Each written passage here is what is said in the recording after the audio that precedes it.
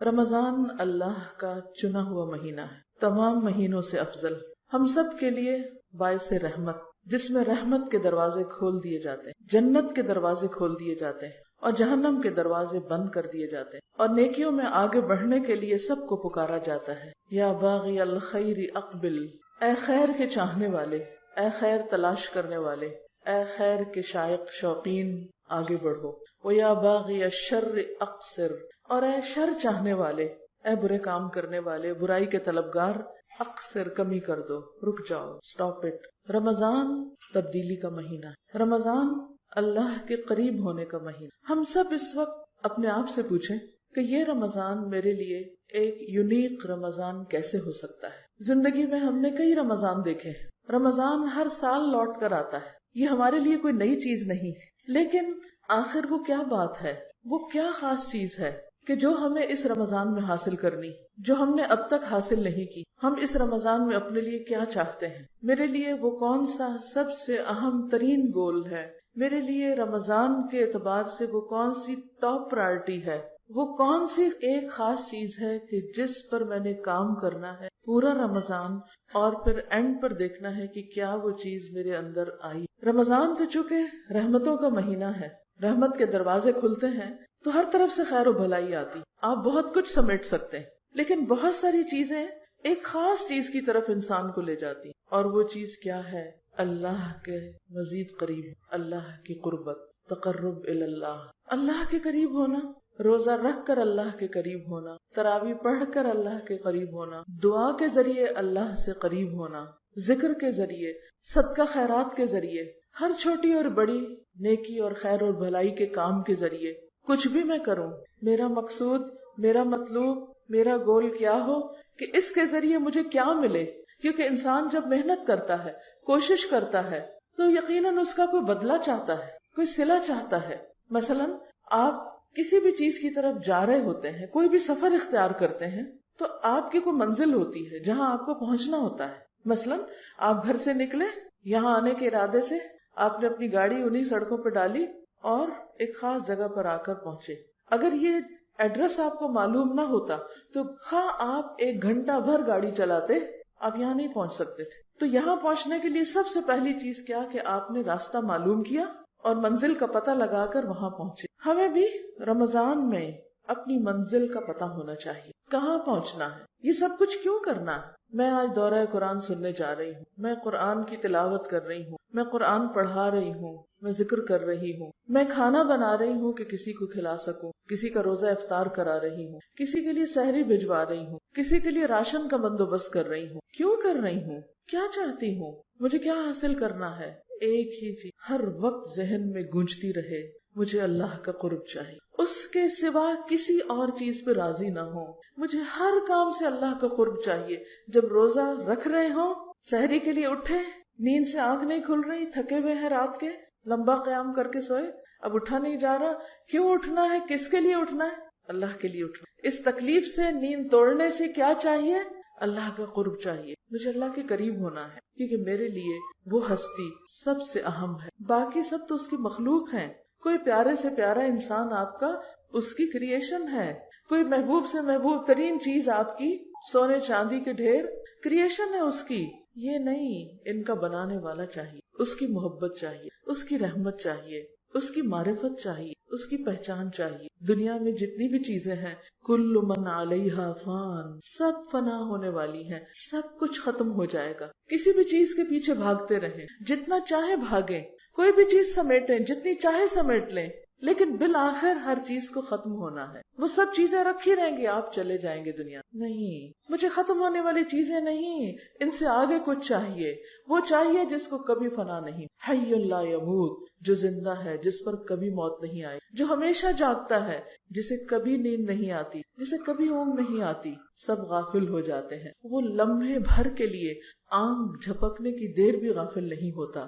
مجھے اس کو راضی کرنا ہے، مجھے اس کو خوش کرنا ہے۔ اس لیے رمضان کی ساری بھاگ دوڑ، سال کے 11 مہینے تو ہم دنیا کے پیچھے بھاگتے رہتے ہیں، لیکن رمضان کی ساری بھاگ دوڑ صرف اور صرف ایک اللہ کے لیے. ان صلاتی و نسکی و محیای و مماتی للہ رب العالمین لا شریک لہ وبذالک امرت وانا اول المسلمین. مجھے یہ نہیں دیکھنا کہ کوئی اور یہ کر رہا ہے یا نہیں. انا اول المسلمین، میں سب سے پہلے سر تسلیم خم کرنے والا. تو صبح سے لے کر رات تک کوئی بھی کام کرے، مثلا اٹھنے کے بعد آنکھیں نیند سے بھری ہوئی ہیں لیکن آپ اللہ کے حضور کھڑے ہیں، تو وہ بھی آسمانی دنیا پر قریب آ کر آپ کو پکار رہا ہے، مانگو جو مجھ سے مانگنا چاہتے میں دوں گا تمہیں. تو جب انسان کا کنیکشن اس کے ساتھ ہو جاتا ہے تو نیند جیسی چیز بھی چلی جاتی. آپ نے دیکھو گا آپ گہری سے گہری نہیں سوئے، لیکن اگر کوئی آپ کا محبوب ترین انسان آ جائے تو کیا آپ سوتے رہیں گے؟ سب چھوڑ کے آپ اٹھ کھڑے ہوں گے اور یہ ظاہر بھی نہیں کریں گے کہ میں نیند سے اٹھا ہوں. یہ ناگواری کے اثرات بھی نہیں آئیں گے. پھر آپ دیکھیے کہ آپ کچن میں جاتے ہیں، افطاری بناتے ہیں یا لگاتے ہیں، یا جو بنا رہے ہیں ان کو انسٹرکشنز ہی دیتے، کچھ بھی کرتے ہیں. اس وقت آپ کو احساس ہوتا ہے باقی سب گھر والے سو رہے ہیں، میں کیوں جاگ رہی ہوں؟ یہ کیا مصیبت ہے؟ سارے کام میرے ہی ذمہ، سب آرام کریں اور میں کام کروں. اس سے اچھا تھا عورت نہ ہوتی، کچھ اور ہوتی، عورت نہ ہوتی. اتنے کام کرنے پڑتے، اتنی ذمہ داریاں ہیں مجھ پہ. کیا سوچ آپ کا دل ٹھنڈا کر دے گی؟ کیا چیز آپ کے اندر ایک خوشی کی لہر دوڑا دے گی؟ کس چیز سے آپ پرسکون ہو کر شکر گزار ہو جائیں گے کہ اللہ تیرا شکر ہے، تو نے مجھے اس کام کے لیے چنا کہ میں سارے گھر والوں کے لیے سحری کا انتظام کروں، سب کو میں کھانا کھلاؤں. میں کیوں کھانا بنا رہی ہوں؟ میں کیوں سحری تیار کر رہی ہوں؟ میں کیوں کچن میں کھڑی ہوں جبکہ لوگ آرام سے ابھی سو رہے ہیں؟ کس کے لیے؟ کس کے لیے؟ اللہ کے لیے، تاکہ میرا رب مجھ سے خوش ہو جائے. سارا غم جاتا رہے گا کیونکہ رب چاہیے. پھر اس کے بعد آپ سب کو کھلا چکتے ہیں، سب میز چھوڑ کے چلے جاتے ہیں. باقی کام کس کا رہ جاتا ہے؟ آپ کا رہ جاتا ہے. اور کبھی کبھی غصہ بھی آنے لگتا ہے، یہ کیا بات ہوئی، اٹس انفیئر، اور آپ برتن پٹکنے لگتے ہیں، غصے میں آ جاتے ہیں. روزہ رکھا ہوا ہے، غصے سے بھرے ہوئے ہیں، کیا فائدہ ایسے روزے کا؟ ایک ایک برتن کیوں پیار سے اٹھاؤں، کیوں واش کروں یا واش کرنے کے لیے رکھوں؟ کس کے لیے؟ اپنے رب کے لیے. ہم دنیا بھر کے انسانوں کی خدمت کو باعث فخر سمجھتے ہیں. اگر کسی شخص کے بارے میں آپ کو یہ پتا چلتا ہے کہ وہ سوشل ورکر ہے، وہ خدمت خلق کا کام کرتا ہے، وہ انسانوں کی فلاح و بہبود کا کام کرتا ہے، آپ بہت خوش ہو جاتے ہیں، آپ اس کی بہت عزت کرتے ہیں، احترام کرتے ہیں. اتنا اچھا انسان، یہ انسانوں کے کام آتا ہے. لیکن کیا وہ انسان نہیں جو آپ کے گھر میں ہے؟ گھر والوں کی خدمت، گھر والوں کی مدد کر کے آپ کے اندر وہ اطمینان کیوں نہیں آتا؟ آپ اس کو کام کیوں نہیں سمجھتے؟ وہ باعث اجر کیوں نہیں؟ اس پر کوئی اور آپ کو اجرت نہیں دے سکتا، لیکن وہ جانتا ہے جس کے لیے آپ کر رہے ہیں. پھر چونکہ تنہائی کا وقت ہوتا ہے تو اندر سے طرح طرح کے خیال اٹھتے ہیں. آپ کو اپنی کوئی بہن یاد آ جاتی ہے، اس کے گھر میں تو اتنے نوکر ہیں، اس کو تو ایسی اور ایسی فیسلٹیز حاصل ہیں، اس کے گھر میں تو آٹومیٹک واشنگ مشین ہے، ڈش واشر ہے. اور پھر آپ کی آنکھوں سے آنسو چھلکنے لگتے، میری قسمت پھوٹ گئی، میں یہاں کیوں آ گئی؟ ساری شکر گزاری جاتی رہتی ہے. نہیں بھائی، مومن کو تو ایک کانٹا بھی چبھتا ہے تو اس کے لیے اجر لکھا جاتا ہے، وہ اس کے گناہوں کا کفارہ ہوتا ہے. یہ آپ کے لیے امتحان ہے، اس کے لیے کوئی اور ہوگا جو آپ کو نہیں پتا. وہ ڈش واشر میں برتن ڈالتے ہوئے کسی اور بات پہ روتی ہوگی، آپ ڈش واشر کے لیے رو رہے ہیں، اس کے پاس ڈش واشر ہے، وہ پھر بھی رو رہی ہے، اس کا ہم و غم کچھ اور ہے. کیونکہ دنیا آزمائشوں کا گھر ہے، یہاں ہر شخص آزمایا جا رہا ہے، سب کا امتحان ہو رہا ہے. صرف سکون اس کو ہے جس کے دل میں رب ہے، جو اپنے سب کام رب کے لیے کرتا ہے، جو بھی اس کے حصے میں آ گیا. یہ کاموں کی تقسیم بھی ایسی ہے جیسے رزق کی تقسیم ہوتی ہے. اس لیے غم نہ کریں، دکھی نہ ہوں، اپنے رب کے لیے کریں. پھر نماز پڑھتے ہیں آپ، کیوں پڑھ رہی ہوں، کیوں کھڑی ہوں؟ اللہ تیرے لیے. پھر قرآن کھولا آپ نے، تلاوت ہو رہی ہے. اف، یہ جو رمضان میں پورا سپارہ پڑھنا پڑتا ہے، میں تو جڑی جاتی ہوں بیٹھے بیٹھے. کیوں پڑھ رہے ہیں؟ نہ پڑھیں، بند کر دیں. نہیں، پڑھنا ہے. کس کے لیے؟ رب کے لیے، اس کے قریب ہونے کے لیے. جاب پہ جانا ہے، کام پہ جانا ہے، پھر پاؤں بوجھل ہونے لگتے ہیں. اب روزہ رکھ کے بھی کام پہ جانا ہے. کاش ہمارے لیے کوئی کمانے والا ہوتا. کتنی خوش قسمت ہیں وہ عورتیں جن کے گھروں میں کمانے والے ہیں اور وہ اس وقت سو رہی ہیں، آرام کر رہی ہیں. بھائی، سونے والے اور کام کرنے والے برابر نہیں ہوتے. اگر اللہ نے آپ کے ذمے کوئی کام رکھ دیا ہے اور آپ کو ہمت توفیق دی اور کچھ صلاحیت دی اور آپ کام کرنے والے ہیں، تو کام کرنے والے کام نہ کرنے والوں سے بہتر ہیں. کیوں کروں کام؟ اللہ کے لیے، اللہ کی رضا کے لیے. گھر پر ہیں، آپ سونا چاہتے ہیں، بچے سونے نہیں دے رہے، ان کو اسکول جانا ہے لیکن وہ اٹھ کے بیٹھ گئے ہیں، اب ان کو ناشتہ کرنا ہے. آپ کو نیند آ رہی ہے، آپ روزے کی حالت میں ہیں، ایک آ کے جگاتا ہے، دوسرا کچھ کہتا ہے، آپ کو غصہ آ جاتا ہے، آپ ایک چیخ لگاتے ہیں چلے جاؤ یہاں سے، نہیں بھائی میں روزے سے ہوں، چیخنا نہیں ہے بچوں کے ساتھ. کیوں نہیں چیخوں؟ اللہ کے لیے روزے سے ہوں. ہر سٹیپ پر پھر آپ کسی غریب کی مدد کے لیے نکلتے ہیں، کسی بیمار کی عادت کے لیے نکلتے ہیں. اوہ اس کو بھی رمضان میں بیمار ہونا تھا، ہاں یہی وقت تھا اس کی بیماری کا، اور یہی وقت تھا میرے امتحان کا، اور یہی وقت ہے عادت کا. کیوں جاؤں عادت کے لیے؟ کس کے لیے؟ بولے نا کس کے لیے؟ اللہ کے لیے. پھر شام ہونے کو ہے، گرمی کا موسم ہے، پھر کچن میں تو اے سی بھی نہیں، سب مزے کر رہے ہیں، میں پسینے سے شرابور. کس کے لیے؟ اللہ کے لیے. افطار کا انتظام، ایک بندے کو افطار کراتے ہیں تو کیا پاتے ہیں؟ اس کے پورے روزے کا اجر آپ کو بھی مل جاتا ہے. اور کھانا کھلانا تو جنت میں جانے والے کاموں میں سے ہے. حضرت عبداللہ بن سلام کہتے ہیں کہ جب نبی صلی اللہ علیہ وسلم مدینہ تشریف لائے تو آپ کی یہ بات میرے دل میں اتر گئی کہ آپ فرما رہے تھے یا ایھا الناس افشوا السلام واطعموا الطعام وصلوا والناس نیام تدخلوا الجنۃ بسلام. اے لوگو سلام کو عام کرو، سلام کو رواج دو، لوگوں کو کھانا کھلاؤ، اور جب لوگ سو رہے ہوں تو نماز پڑھو. سلامتی کے ساتھ پیسفلی جنت میں داخل ہو جاؤ گے، امن کے ساتھ. سلام ہر ایک کو، جس کو پہچانتے ہو جس کو نہیں پہچانتے سب کو سلام. اس سے آپ سارے لوگوں کے ساتھ، صرف اپنے رشتہ دار اور دوست نہیں، سب لوگوں کا حق دے رہے ہیں، سب آپ سے امن میں ہیں. پھر کھانا کھلا رہے ہیں، لوگوں کی تکلیف بھوک دور کر رہے ہیں، اور پھر اللہ کا حق بھی دے رہے ہیں. تو جو شخص بندوں کا حق اور اللہ کا حق دیتا ہو، دنیا میں بھی اس کے دل میں سکون ہی سکون ہو، اور آخرت میں بھی امن ہی امن، چین، سکون. تو اس لیے کسی بھی کام کے آنے پر، کسی بھی کام کے کرنے پر پریشان نہ ہوا کریں. یہ سب کچھ کیوں، کس کے لیے؟ اور خصوصاً اس رمضان میں بار بار اس کی پریکٹس کرنا ہے. میرا یہ سب کچھ اللہ کے لیے. ان صلاتی، بے شک میری نماز، ونسکی، اور میری قربانی، ومحیایا، اور میری زندگی، ومماتی، اور میری موت، للہ رب العالمین، سب اللہ رب العالمین کے لیے ہے، سب اس کے لیے ہے، اس کے نام ہے. ہماری مشکل یہ ہے کہ ہم بندوں کے پیچھے بھاگتے ہیں، ہم انہیں خوش کرنے کی کوشش میں لگے رہتے ہیں، ان کو امپریس کرنے کی کوشش میں لگے رہتے ہیں، لیکن نتیجہ ہم سب نے دیکھ لیا نا، کچھ ملتا ہے ان سے. وہ بیچارے دیں بھی تو ہماری توقعات کا لیول تھوڑا اور اوپر ہو جاتا ہے. وہ وہاں دوڑ بھاگ کے پہنچتے تو ہم تھوڑے اور اوپر چڑھ چکے ہوتے ہیں کہ نہیں یہاں تک آ جاؤ. وہ ہوتا ہے نا کہ جیسے پہاڑ پہ اگر دو لوگ چڑھ رہے ہوں تو نیچے والے نے اوپر والے کو میٹ کرنا ہو تو بائی دا ٹائم نیچے والا اوپر والے تک آتا ہے وہ تھوڑا اور اوپر جا چکا. پھر آپ کہتے ہیں اچھا میں بھی ذرا اوپر اور چڑھ جاؤں. جب تک آپ اس تک پہنچتے وہ تھوڑا اور اس کا نخرہ بڑھ چکا ہوتا ہے اور آپ تھک ہار جاتے ہیں اس کو پاتے پاتے. بندوں کے پیچھے دوڑنا چھوڑیے، اپنے رب کو راضی کر لیجئے. اگر رب راضی ہو گیا تو بندے بھی ہو جائیں گے. ان الذین آمنوا وعملوا الصالحات سیجعل لهم الرحمن ودا. جو لوگ ایمان لائیں، اچھے اچھے کام کریں، رحمان ایسے لوگوں کے لیے دلوں میں محبت پیدا کر دے گا. آپ رب کو راضی رکھیں، سارا جگ آپ سے راضی ہو جائے گا. اور اگر پھر بھی نہ ہو، کوئی شکایت ان کو رہ بھی جائے تو فکر کی ضرورت نہیں، اس لیے کہ ہماری زندگی کا مقصد بندوں کو راضی کرنا نہیں ہے. ہماری زندگی کا مقصد اپنے رب کو راضی کرنا ہے. اور جب ہم بندوں کو بھی راضی کریں تو اس لیے کریں کہ اس سے بھی رب راضی ہو. میں اپنے روٹھے ہوئے شوہر کو کیوں مناؤں؟ میری بھی تو کوئی عزت ہے، میں کیوں منتیں کروں؟ میں بھی نہیں بولتی، ٹھیک ہے نہیں بولے، لیکن نتیجہ کیا ہوتا ہے؟ شوہر کو عادت ہو جاتی ہے کہ بیوی کو مجھ سے کوئی تعلق واسطہ نہیں، وہ صبر کرنے کا عادی ہو جاتا ہے، پھر وہ نگاہیں پھیر لیتا ہے. اسی طرح بچے، رشتہ دار، دوست احباب، کس پہ مان ہے؟ کون اپنا ہے؟ سب بے وفا ہے. کس اعتبار سے؟ کہ اگر آپ ان کے ساتھ اچھا کریں گے تو آپ کو جواباً اچھا ملے گا. ایسے لوگ دنیا میں گن کے بھی آپ کو نہیں ملیں گے کہ آپ ان کے ساتھ برا کریں اور وہ آپ کے ساتھ اچھا کریں. لہٰذا اگر اللہ سبحانہ وتعالیٰ نے ہم پر ہمارے ماں باپ کا حق رکھ دیا ہے کہ ان کے ساتھ احسان کرو، ان کے ساتھ اچھا کرو، تو اس لیے نہیں ہمیں کرنا کہ وہ ہمیں اور دیں.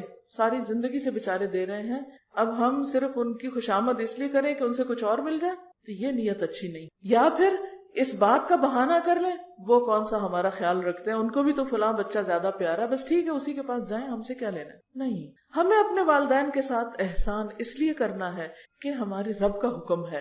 ہمارا رب ہم سے یہ چاہتا ہے، اپنے رب کو راضی کرنے کے لیے والدین کو راضی کر رہے ہیں. چاہے والدین ہمارے حقوق نہیں دیتے، چاہے وہ ہم پر کسی اور بچے کو فوقیت دیتے، لیکن ہم نے اس لیے کرنا ہے کہ ہمارے رب نے فرمایا، اور وہ ہمیں کبھی غلط مشورہ نہیں دے سکتا. اس کا ہر حکم، اس کی ہر بات ہمارے فائدے میں ہے. اس لیے اس رمضان میں اپنے اندر بار بار ہر کام کرتے وقت ایک ہی چیز دہرانی ہے، رب کے لیے، میں رب کے لیے، میرا ہر عمل رب کے لیے، میرے روزے، میری نماز، میری قربانی، میرا صدقہ خیرات، میری بندوں کی خدمت، ہر چیز میرے رب کے لیے۔ اور آپ کو پتا ہے کہ رب کتنی زیادہ جزا دے سکتا ہے اس وقت جب ہر ایک کو اپنی پڑی ہوگی۔ آپ دیکھیں کہ جب ہر ایک کو اپنی پڑتی ہے نا دنیا میں بھی، تو کوئی آپ کو نہیں پھر پوچھتا، ہر ایک کو اپنا ہی فکر ہوتا ہے، وہ اپنے آپ کو سنبھالنے میں لگے ہوتے ہیں۔ تو قیامت کے دن سب کو کس کی پڑی ہوگی، کون کس کے لیے سوچ رہا ہوگا، ہر ایک کو اپنی پڑی ہوگی۔ تو اس وقت اگر آپ نے اس دنیا میں اپنے رب کے لیے، اپنے رب کی خوشی کے لیے سب کام کیے اور اس کو راضی کر لیا، تو اس وقت پھر کوئی مشکل نہیں۔ وہ کہتے ہیں نا روزہ دار کے لیے دو خوشیاں ہیں، ایک خوشی جب وہ افطار کرتا ہے اس وقت، اور دوسری اپنے رب سے ملاقات کے وقت۔ رب سے ملاقات اور رب کا دیدار یہ اتنی بڑی چیز ہے کہ دنیا میں تو ممکن بھی نہیں، کیونکہ دنیا میں اس وقت کریشن میں سے سب سے مضبوط چیز کیا ہوتی ہے؟ پہاڑ سب سے مضبوط آپ کی چیز نظر آتی ہے نا، اور پہاڑوں میں سے ایک بہت مضبوط پہاڑ تھا، نام کیا تھا اس کا؟ طور، جس کی قسم اللہ نے کھائی۔ جب موسیٰ علیہ السلام نے یہ خواہش ظاہر کی کہ اللہ میں آپ کو دیکھنا چاہتا ہوں، رب ارینی، تو اللہ تعالیٰ نے کیا فرمایا؟ لن ترانی، تم دیکھ سکتے ہی نہیں، پاسبل نہیں، یہاں ممکن ہی نہیں، تمہارے اندر وہ کیپیسٹی ہی نہیں۔ وَلَكِنِ انظُرْ إِلَى الْجَبَلِ، پہاڑ کو دیکھو، فَإِنِ اسْتَقَرَّ مَكَانَهُ فَسَوْفَ تَرَانِي، اگر یہ اپنی جگہ رہ گیا تو تم بھی مجھے دیکھ لو گے۔ فَلَمَّا تَجَلَّى رَبُّهُ لِلْجَبَلِ، کیا ہوا؟ جب اللہ نے اس پہاڑ پہ تھوڑی تجلی ڈالی تو پہاڑ کا حال کیا ہو گیا؟ ریزہ ریزہ۔ اور موسیٰ کا حال کیا ہو گیا؟ وَخَرَّ مُوسَىٰ صَعِقًا، بے ہوش ہو گئے۔ پہاڑ بھی طاقت نہیں رکھتا مضبوط ترین ہونے کے باوجود۔ اگر اس وقت مضبوطی پہاڑ کی محسوس نہیں ہوتی تو آپ کسی بھی پتھر کو ذرا ہاتھ میں لے کے دیکھیے، کسی چٹان پہ ذرا ہاتھ رکھ کے دیکھیے کہ وہ ہاتھ رکھیں گے تو لگے گا جیسے آپ کو دھکا دے رہی ہے، آپ اس کو نہیں ہلا سکتے، اتنی مضبوطی اس کے اندر ہوتی۔ اگر پہاڑ ریزہ ریزہ ہو جائے اس لیے کہ وہ اللہ کی تجلی کو برداشت نہیں کر سکتا، تو میں اور آپ تو پہاڑ کے مقابلے میں بہت ہی لچکدار ہیں، اس دنیا میں نہیں ممکن۔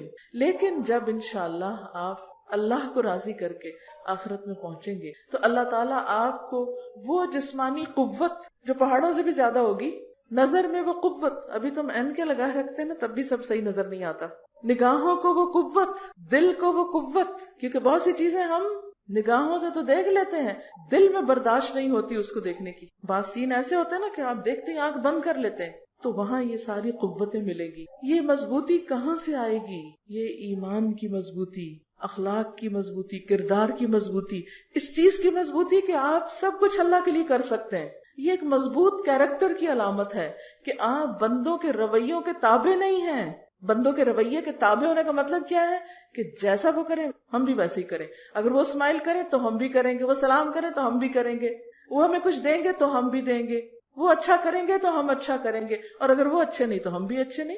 ہمیں کیا سمجھا ہوا ہے؟ نہیں، یہ کردار کی مضبوطی نہیں ہے، یہ ایروگینس ہے۔ ایروگینس والی بھی ایک اکڑ ہوتی ہے لیکن وہ توڑ دی جاتی ہے، اور ایک کیریکٹر کی مضبوطی ہوتی ہے جسے کوئی چیلنج نہیں کر سکتا۔ تو جو بندہ ایمانی اعتبار سے مضبوط ہوگا، اخلاقی اعتبار سے مضبوط ہوگا، اس کے اندر یہ مضبوطی ہوگی کہ کوئی اس کو کھلونا نہیں بنا سکتا، وہ کسی کی خواہشات کا کھلونا نہیں بنتا۔ خواہشات کا کھلونا بننے کا مطلب کیا ہے؟ کہ آپ دوسرے کی مرضی پر چلیں۔ وہ کیا چاہتے ہیں کہ آپ کیسا پہنے، وہ چاہتے ہیں کہ آپ ننگے ہو کر پھریں تو آپ ان کی خوشی کے لیے لباس مختصر کر دیتے ہیں۔ وہ چاہتے ہیں کہ آپ اچھل کود کریں ان کی خوشی کے لیے تو آپ وہ کرنا شروع کر دیتے ہیں۔ وہ جو چاہتے ہیں آپ وہی کرنے لگتے ہیں۔ تو یہ کیا ہے؟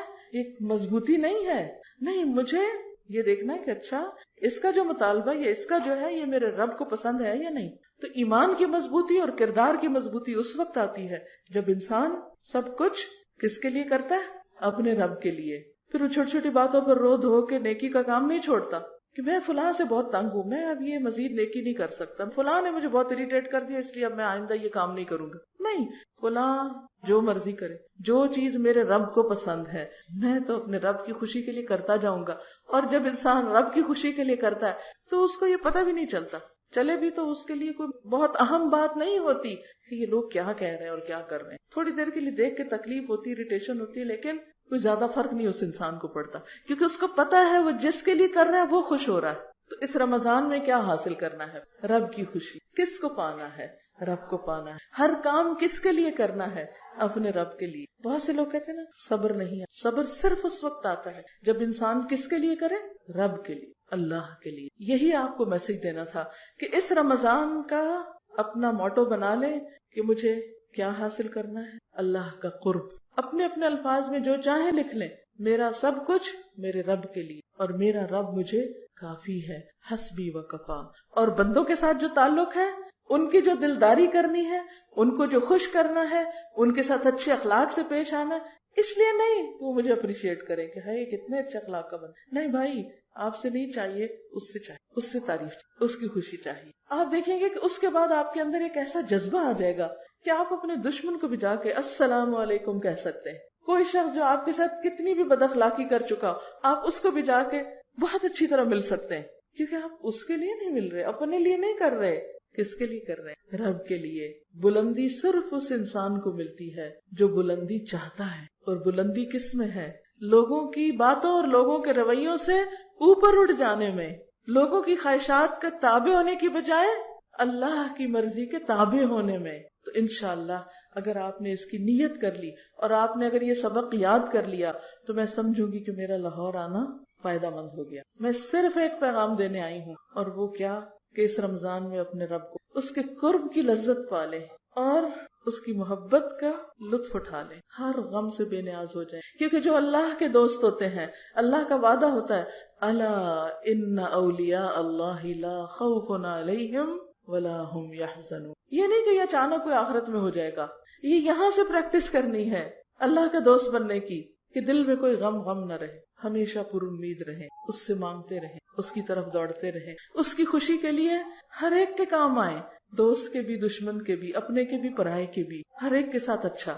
رمضان آیا ہی اس لیے ہے کہ ہمارے اندر یہ تبدیلی آ جائے. ٹھیک ہے انشاءاللہ. جزاکم اللہ خیرن. آپ سب کے صبر کا، پیشنس کا اور وقت کا، اور اللہ تعالیٰ ہماری اس ملاقات کو بہت ہی فائدہ مند ملاقات بنائے، اور ہم سب کا رمضان پچھلے تمام رمضانوں سے اچھا ہو. مختصر سی دعا. سبحان اللہ والحمد للہ ولا الہ الا اللہ واللہ اکبر ولا حول ولا قوة الا باللہ العلی العظیم. اللہم صلی علی محمد وعلی آل محمد کما صلیت علی ابراہیم وعلی آل ابراہیم انک حمید مجید. اللہم بارک علی محمد وعلی آل محمد کما بارکت علی ابراہیم وعلی آل ابراہیم انک حمید مجید. یا اللہ، یا رحمان یا رحیم، یا حی یا قیوم، یا ذا الجلال والاکرام، یا احد یا صمد، یا وتر یا فرد، یا مجیب الدعوات، یا بدیع السماوات والارض. یا رب ذی الجلال والاکرام. تو ہم سب کو ایمان عطا فرما، اخلاص عطا فرما، تقوی نصیب فرما، اچھے اخلاق عطا فرما. ہمارے اندر ایمان کی ایسی مقدار پیدا کر دے کہ ہم نیکیوں کا شوق رکھیں اور برائیوں سے بچ سکیں. یا اللہ ہماری اولادوں کو ہدایت دے، اللہ انہیں سیدھے راستے پر چلا. ہماری آئندہ جنریشنز کو بھی ایمان پر ثابت قدم رکھنا. یا اللہ ہم سب کا یہ رمضان بہت عمدہ رمضان گزرے، اور ہم سب تیرے اور زیادہ قریب ہو جائیں، تیرے مقرب بندوں میں شامل ہو جائیں. تو ہم سب کو معاف کر دے. یا اللہ اس مجلس کے اہتمام میں جس نے جو حصہ ڈالا ہے، اللہ ان سب کو جزائے خیر عطا فرما. سب کے وقت، مال، جان، عزت، آبرو، ہر چیز میں برکت پیدا کر دے اور ان کی حفاظت فرما. یا رب العالمین ہم سب کو معاف کر دے، اور ہم نے جو کچھ سیکھا ہے ہمیں اس پر عمل کرنے والا بنا دے. سب بیماروں کو صحت عطا فرما، سب دکھی لوگوں کے دکھ دور فرما. جتنی بہنیں آئی ہیں ان کے دلوں میں جو دعائیں ہیں، نیک تمنائیں ہیں، ان کو پورا فرما. ربنا تقبل منا انک انت السمیع العلیم وتب علینا انک انت التواب الرحیم. وصلی اللہ تعالی علی خیر خلقہ محمد وعلی آلہ واصحابہ واہل بیتہ اجمعین برحمتک یا ارحم الراحمین. الہی سبحانک اللہم وبحمدک نشہد ان لا الہ الا انت نستغفرک ونتوب الیک. السلام علیکم ورحمۃ اللہ وبرکاتہ.